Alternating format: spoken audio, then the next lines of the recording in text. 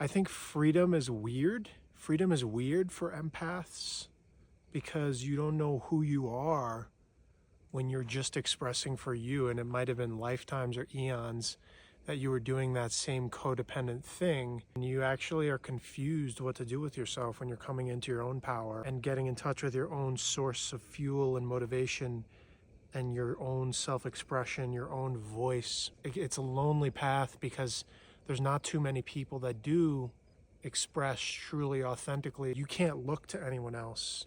There's no one that can help you out. You have to learn your own voice.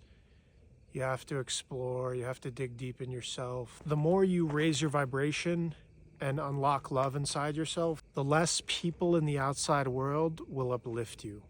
So if you're focused on that God energy, focused on ascending, unlocking within yourself, climbing the stairs of frequency, you kind of feel let down by people a lot because there's not many people that can meet you at your level. What I mean by that is giving love from a pure place. Vibrating love, being a lighthouse of love, being a conduit for God's love.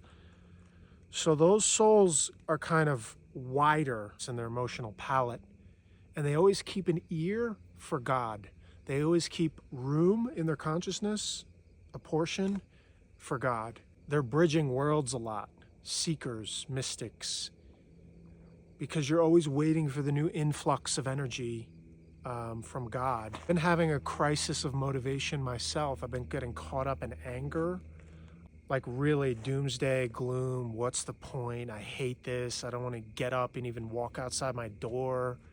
Like getting up in the bed in the morning is a struggle. I'm sick of feeling so much. I wish we lived on a planet where people knew something other than greed and instant gratification and selfishness. But I don't have any profoundly positive insights today. I just have an anger of the stupidity. How do I find my way out of this quicksand and this mud and this bullshit?